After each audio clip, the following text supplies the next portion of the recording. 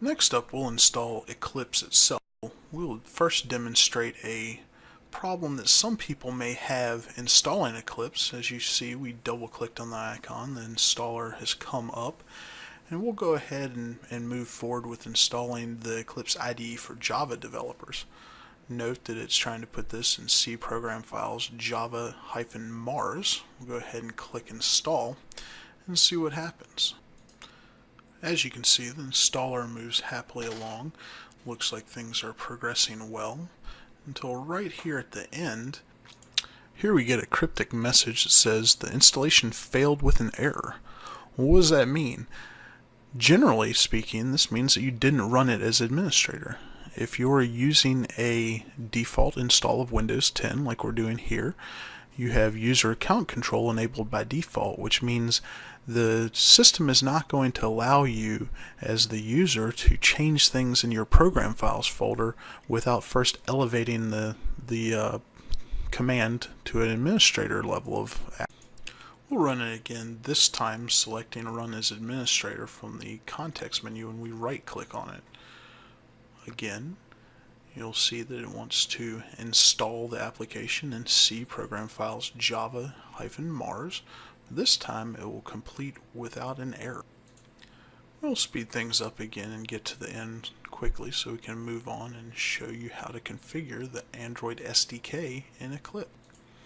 And with the installation success, we'll go ahead and close out of here. No, we won't launch it at this point because we still want to install the Android SDK.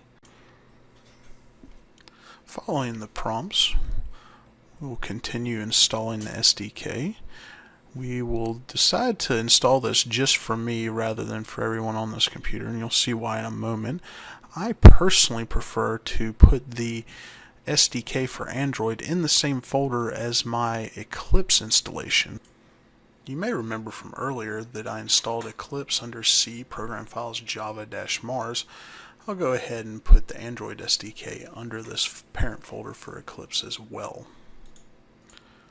We'll click the next button and then finally the install button, and this will take a good bit of time, so I'll go ahead and speed this up for a bit and get to the end.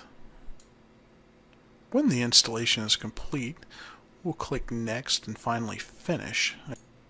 At this point, you'll see the Android Sdk Manager pop up.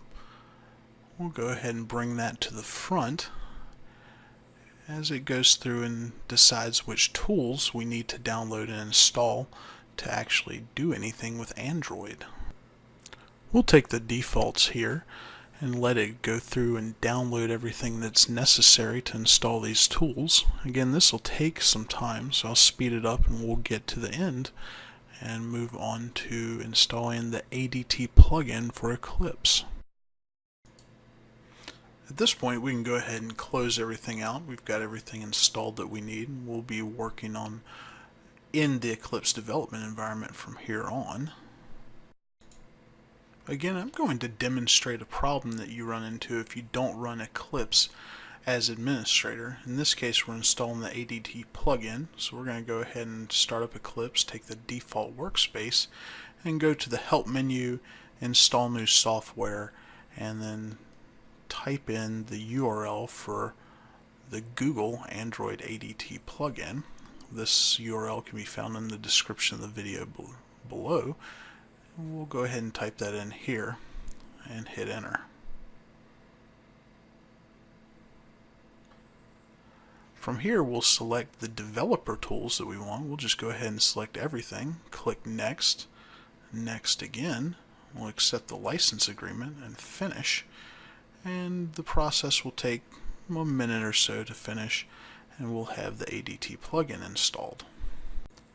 This is a very easy mistake to make, especially for people that don't install Eclipse on a regular basis.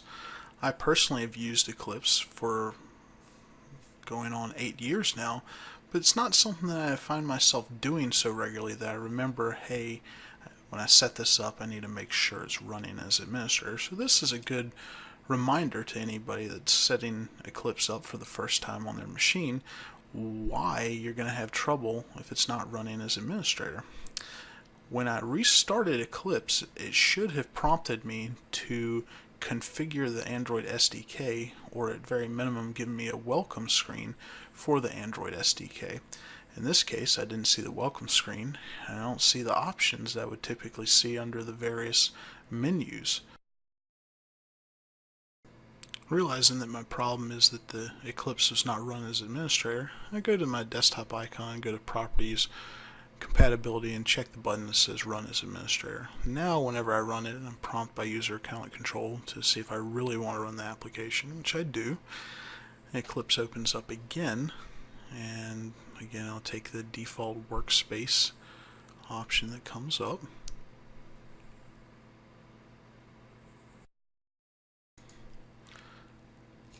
As Eclipse loads, take note that I am doing this after having previously installed the Adt plugin without running as administrator. So when I start it up, I go to help, check for updates, and then I say I'm going to install new software. At which point I put in the URL for the Google Adt plugin.